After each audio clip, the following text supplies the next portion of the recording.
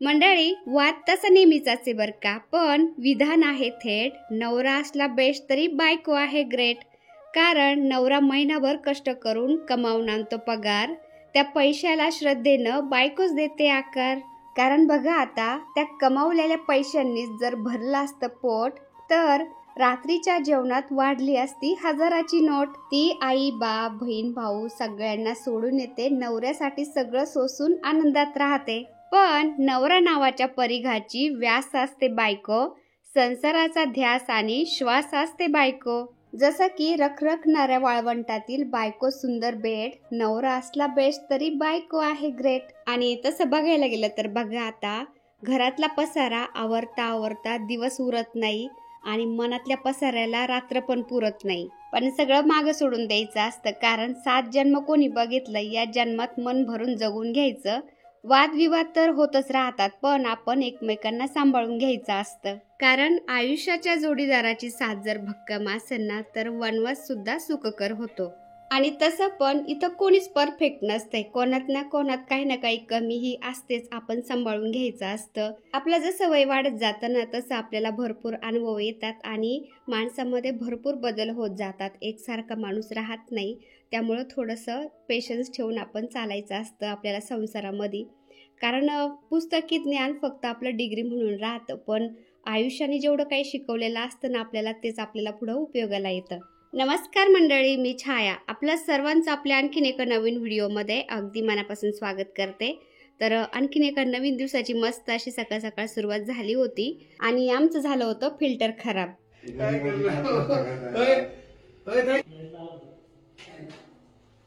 हा व्हिडिओ 2 दिवसाचा एकत्र केलेला आहे मी. तर फिल्टर खराब झालं होतं 2-3 दिवसापूर्वी आमचं. तर 1-2 वेळा आम्ही नीट पण केलं, पण ते तिसऱ्यांदा खराब झालं ना, म्हणलं चला आता आपण बदलूनच घेऊ. कारण कसं आहे ना, पाण्यामुळं भरपूर आजार होतात, जान येतो जाने नाही का. तर आपली तब्येत खराब झाली तर दवाखान्यात भरपूर पैसे घालावे लागत आहेत, त्याच्यामुळं म्हणलं आपलं फिल्टरच आपण बदलून घेऊ, एकदा पाणी चांगलं येईल. आणि तसं पण ते फिल्टर जुनच झालं होतं, कारण आम्ही जुन्या घरी राहत होतो ना, तवाचं फिल्टर होतं ते. 1-2 वेळा ते बिघडलं होतं, त्याला आम्ही नीट करून घेतलं होतं, पण आता ते पुन्हा खराब झालं ना, म्हणलं चला आता बदलूनच घेऊ. मग त्या भैयांना त्यांना सांगितलं आम्हाला नवीन फिल्टर घेऊन या तुम्ही, कितीला आहे काय आहे. आम्ही इन्क्वायरी केली, ॲमेझॉनला सर्च केलं, गुगलला सर्च केलं, त्याचं म्हणजे कसं काम करतं, काय कसं आहे, त्याचे रेट काय आहेत, सगळं आम्ही व्यवस्थित चेक केलं. त्यानंतर म्हणलं आणा मग तुम्ही. तर ते क्रोम कंपनीचं फिल्टर आम्हाला 12,500 रुपयाला मिळालं. तुमच्या फिल्टरची काय खासियत असेल ती सांगा.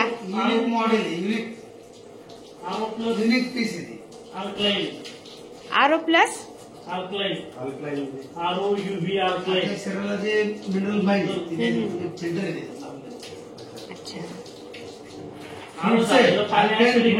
मिनरल रिच पुन्हा नॅचरल करण्याकरता पुढे काढते असते. पाणी पुन्हा नॅचरल करतो. त्यातली किट दिसत नाहीये का? दिसेल ना. अच्छा, पाहिजे ना.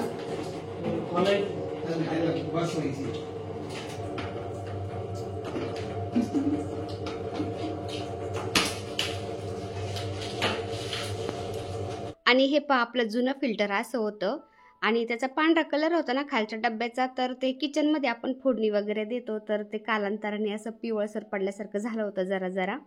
मिक्सर जरी असला ना आपला पांढरा, तर तो हळूहळू असा त्याचा पिवळा कलर होत जातो. तर किचनमध्ये साहजिक होणारच, कारण आपण ते फोडणी वगैरे देतो, थोडंफार का होईना ते तेलकट उडत राहतं. आता ते खाली काढलं त्यांनी त्याच्यातून पाणी काढून, आणि जे नवीन फिल्टर होतं ना, तर त्याची किट आहे ना ती व्यवस्थित लावत होते ते.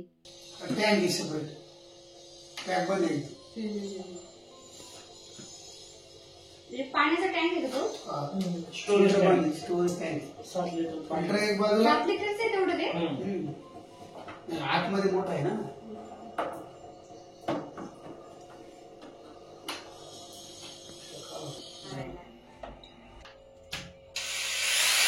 तर फिल्टरची हे पहा अशी किट आहे. आपल्याला तर काही त्याच्यातलं समजत नाही, त्यांना माहिती आहे काय काय असते ते. व्यवस्थित लावतात सगळं. त्यांनी असं सगळं लावलं त्याच्यामधलं, आणि त्यानंतर ते फिल्टर लावायचं ना व्यवस्थित माप घेऊन ते ड्रिल मारत होते. माझी ना पहिल्यापासून एक इच्छा होती, आता ते भैया ड्रिल मारतात ना, तिथं बेसिनच्या वर आहे ना एक छोटीशी स्टीलची रॅक लावायची, आणि बेसिनमध्ये भांडे घासले की लगेच तिथं त्या रॅकला लावून द्यायचे भांडे, म्हणजे ते खाली निथळले जाते. पण फिल्टर लावायला जागा नव्हती ना, त्याच्यामुळे बेसिनच्या वर मला तिथं ते फिल्टर लावावं लागलं आणि ते रॅक लावायचं स्वप्न राहून गेलं. काय होतं, भांडे घासले की ते जाळीमध्ये ठेवा, ते निथळले मग कोरडे झाले की मग ते ट्रॉलीमध्ये लावा, असा कुटाणा होतो. तर असं ते रॅक लावायची होती मला, पण जाऊ दे आता. काही ना, किती मोठं किचन असलं ना तरी आपल्याला कमीच पडतं बायकांना. आणि हे पा, फिल्टरला त्या भैयांनी कवर पण दिलाय. पहिल्या फिल्टरला कवर नव्हता ना, तर ते फोडणी दिली की त्याच्यावर थोडंफार का होईना ते उडायचं आणि ते मेनचट व्हायचं, पिवळं पण पडलं होतं. तर ह्या भैयांनी त्या फिल्टरला आता कवर दिलाय ना, ते पिवळं पण पडणार नाही, मेनचट पण होणार नाही. आणि मला लाईटच कलर आवडत आहेत ना, तर त्यामुळं मला ते फिल्टरचा कलर पण आवडला.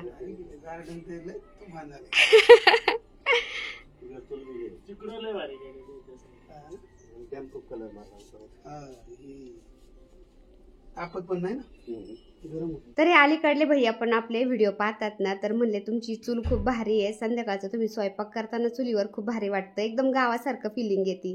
आणि खरंच ताईनं, म्हणजे असं कोणी घरी आलं ना, तो चुलीचा कोपरा सगळ्यांना आवडतो. आणि संध्याकाळचा आपण स्वयंपाक करतो ना, एकदम असं जन्नतमध्ये आल्यासारखं वाटतं. मोकळं आकाश वरती, आपण स्वयंपाक करतो आणि स्वयंपाक केला का तिथं जेवायला बसतो, इतकं भारी वाटतं की बस. आता दिवाळी दसरा झालं, तुळशीचं लग्न झालं, त्रिपुरारी पौर्णिमा झाली आणि आता फौजी साहेब म्हणले आपण ज्या लाईटी लावल्यात ना, लाईटींच्या माळा सगळं काढून ठेवू म्हणले आता, कारण ते उन्हाने खराब होतात ना.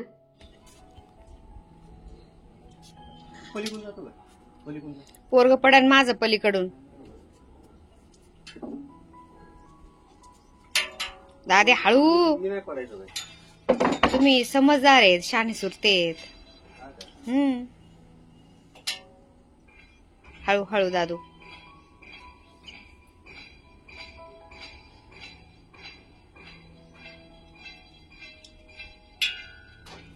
शाबास.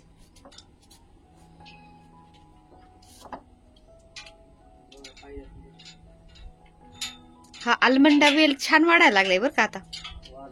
हा इकडे आला. हे काय लस भारी फुलं आहेत पण ते आलमंडाचे का, पिवळे पिवळे फुलं आहेत हे पा.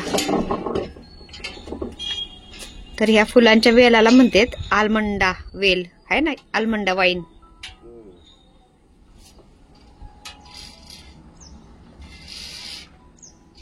इथं पाणी साचत आहे, आता पाऊस बंद झाला तरी पण याचा अर्थ ते घराचं पाणी येतंय बरं की इथं, आहे ना. हा, घराला पाणी दिलं साचत आहे ना एवढं. मी तरी म्हणले आतापर्यंत सुकायला पाहिजे होतं नाही का काय. हा, ते घराला मारलं सगळं खाली येते निघून.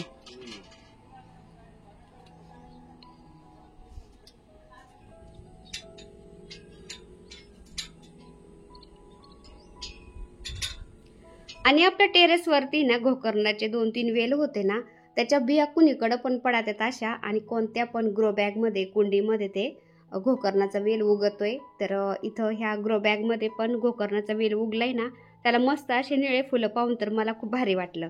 त्या गोकर्णाच्या पांढऱ्या फुलांकडे पाहून एवढं काही वाटत नाही, पण निळ्या फुलांकडे पाहिलं की एकदम छान वाटतं. आणि 8-10 दिवसापूर्वी मी गुलाबाच्या झाडांची कटिंग केली होती ना, तुम्हाला दाखवते. हे पा, एक फांदी चांगली बरीच मोठी झाली, त्याला मस्त कळ्या आल्यात आणि त्याच्या छोट्या छोट्या फांद्या मी असं खोचून दिलत्या ना त्या बादलीमध्ये, त्या पण फुटल्यात. आणि कटिंग केलेले झाडं पण एकदम मस्त फुटलेत, एकदम कवळी पालवी आली त्याला, लाल लाल तुम्ही बघू शकता. आणि फौजी साहेबांनी ह्या झाडाची नंतर कटिंग केली ना, ते पण छान फुटायला लागले बरं का. हे पा, मस्त त्याला डोळे आलेत आणि त्याच्या फांद्या पण खोचून दिलत्या ना मी त्या बादलीमध्ये, तर त्याला पण पान आले तुम्ही बघू शकता. तर असं ऑक्टोबर-नोव्हेंबरमध्ये आपण झाडांच्या फांद्या जरी लावल्या ना, त्या मस्त रोपल्या जातात. तर एवढं फुटायचं राहिले गुलाबाचं झाड, ते फुटन. आणि बाकीचे फुटलेत बरं का, बाकीचे मी आधी कटिंग केलते ना, त्याच्यामुळं ते आता मस्त फुटलेले येतं. पण त्याच्या एका झाडाची कटिंग फौजी साहेबांनी केली होती नंतर, त्याला फांद्या मी ठेवल्या होत्या ना, कळ्या होत्या त्याच्यामुळं. तर याला पण कवळी पालवी फुटली तुम्ही बघू शकता आणि त्याला छोट्या छोट्या कळ्या पण यायला लागल्यात लगेच. आणि हे कळ्याचं गुलाब पण एकदम मस्त फुटलंय. तर असं ऑक्टोबर-नोव्हेंबरमध्ये ना पूर्ण ह्या गुलाबाच्या झाडांची कटिंग करायची, म्हणजे फांद्या ठेवायच्याच नाही मोठ्याला, त्याला सगळ्या फांद्या कट करून काढायच्या आणि खोडापासून फक्त एक ईतभर किंवा अर्ध्या ईतभरच आपण त्या काड्या ठेवायच्या झाडाला, तर त्या मस्त अशा फुटल्या जातात. मी तर फारच खडून कापले होते ते झाडं, एकदम मस्त फुटलेत आता. आणि हे पा, फौजी साहेबांचं काय चाललं होतं, जे ग्रीन नेटचं पिरॅमिड बनवलेलं आहे ना आपण, तर त्या ग्रीन नेटवर आहे ना त्या खारुताई दिवसभर उड्या मारत बसत्यात आणि ती ग्रीन नेट पण त्यांनी दाताने तोडलंय, तेच पाहत होते फौजी साहेब. तर 6-7 खारुताई होत्या, तर त्यांची पिल्लं झालेत ना, आता त्या भरपूर झाल्यात, दिवसभर उड्या मारत बसत्यात. आणि जे कवळे झाडं असतात ना एकदम नाजूक, तर त्यांचं पण नुकसान करतात त्या. पण त्या खारुताईंकडे पाहिलं ना एवढं भारी वाटतं ना, त्याच्यामुळे म्हणलं जाऊ द्या मरू द्या. तर त्यांना मी असं मग सकाळचं ना चपाती ठेवत असते, चपाती खातात आणि मस्त दिवसभर उड्या मारत बसत्यात. हे काढा ना लगेच पुढलं तोरण. हा काय झालं?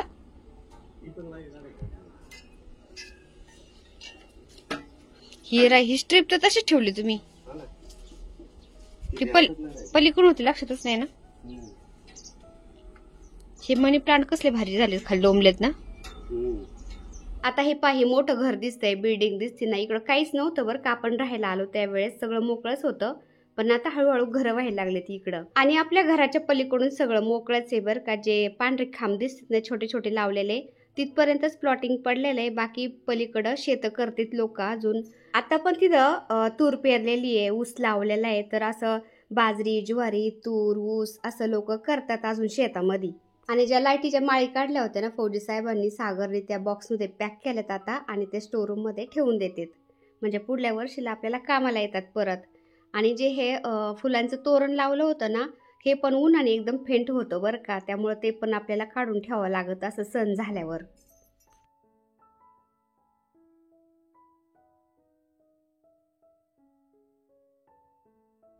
आणि ते मधुमालतीचा वेल खाली लोंबलाय, तो जरा वरती घ्यायचा का राहू दे. छान वाटतंय ना, मस्त वाटतोय. हळूहळू एक जरी धागा निघला त्याचं सगळं निघून जाईल.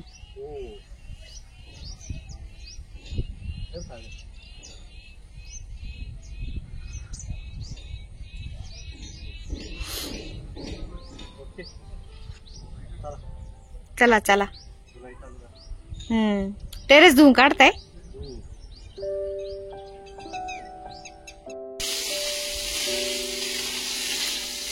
आता नाही यायचा पाऊस ना. पाऊस आला की ते झाडांच्यातली थोडी फार का ना माती खाली गळतीच नाही का.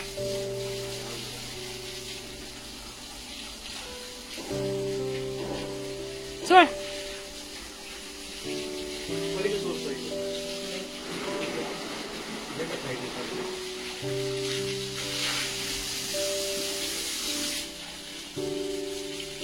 पाणी पण देता लगेच.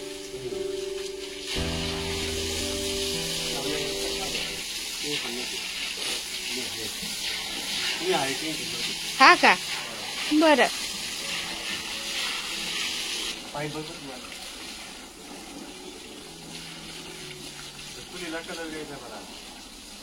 चुलीला कलर द्यायचा.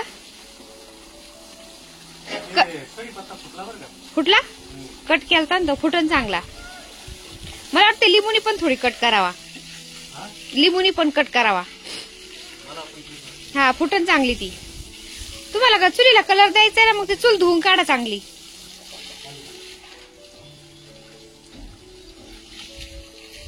ते मातीचे डाग आहेत ना दादू, त्या चोळून काढ चांगल्या. हळू पण लागून नको घेऊ. वरचं धुवून झालं मग खालचं धुता का.